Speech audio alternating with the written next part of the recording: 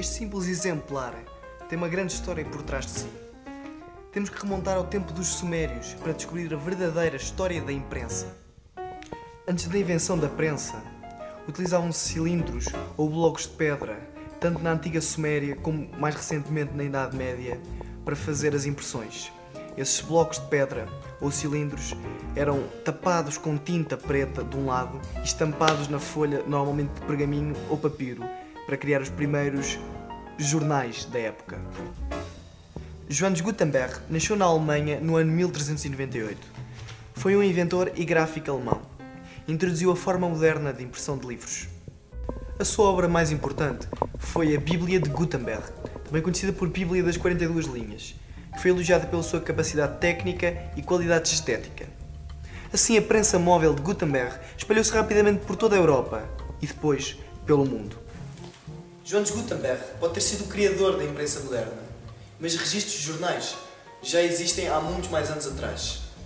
O primeiro, ou supostamente o primeiro, aconteceu em 896 a.C., em Pequim, China. Ainda existem alguns exemplares guardados no Templo de Confúcio, na mesma cidade. O jornal chamava-se King Kong. Tinha uma tiragem de 155 exemplares, sendo um para o próprio imperador da China. O mais antigo jornal, completamente comprovado, nasceu em 59 a.C., em Roma, a desejo de Júlio César. Era o Ata Diurna e pretendia informar a população romana sobre factos que aconteciam no Império, como julgamentos, execuções ou campanhas militares. O jornal escrevia-se em grandes placas de pedra e era exposto num local de grande acesso ao público. Os jornais manufaturados perduraram durante muito tempo, como é exemplo na China, no século VIII. Porém, é a partir de 1447, com a tal invenção de Johannes Gutenberg da prensa móvel, que aparecem os primeiros jornais modernos, que tiveram grande circulação mercantil. Jornais escritos à mão, como os que relataram as atrocidades na Transilvânia, feitas por Vlad Drácula, também conhecido por Conde Drácula, continuaram a ter uma grande circulação. O primeiro jornal diário foi criado na Alemanha, o Leipziger Zeitung, criado na pequena cidade de Ziepig, em 1660. Foi por esta altura que as notícias locais começaram a ter particular destaque na imprensa, o que levou à censura. Em 1645, na Suécia, é fundado o jornal em atividade mais antigo do mundo, o Post och Inrikes Tidningar. É também na Suécia, mas em 1766, que é aprovada a primeira lei protegendo a liberdade de imprensa.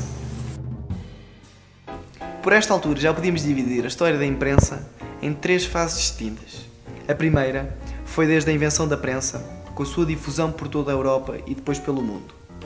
A segunda foi desde a idade pré-industrial, quando países como a França, a Inglaterra e a Alemanha tinham os requisitos necessários para fundar imensas publicações por toda a Europa, mesmo fora do país de origem. Depois, em 1861, começa a Guerra Civil Americana, o que vai revolucionar por completo a história da imprensa. Fotógrafos e jornalistas é-lhes permitido acompanhar os acontecimentos de perto, novas tecnologias são introduzidas e o jornal ganha novas capacidades e plataformas que não tinha anteriormente. A qualidade de impressão também é melhorada, quer em rapidez, qualidade ou quantidade. E em 1880, a Alemanha começa a produzir os primeiros diários com fotografias integradas. Com o sistema capitalista em vigor, a partir dos séculos XVIII e XIX, os políticos percebem a importância da imprensa no controle das massas. Mas só a partir do século XX é que os empresários se interessam realmente pelos jornais. Aparecem os primeiros Ardinas, a primeira publicidade incorporada nos jornais, e os jornais tornam-se realmente o negócio que são hoje em dia. A partir daí, a imprensa foi tendo o seu desenvolvimento normal, até chegar aos nossos dias. Não vale a pena contar toda essa história, pois seria uma história quase interminável. Assim, o jornal está realmente presente em todos os aspectos da nossa vida, desde o nascimento até à morte.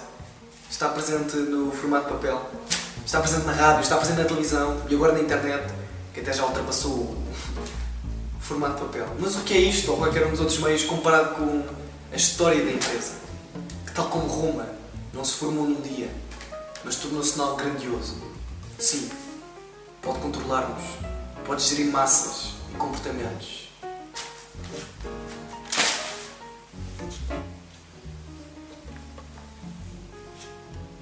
mas faz de nós aquilo que somos. Leitores. Cultura.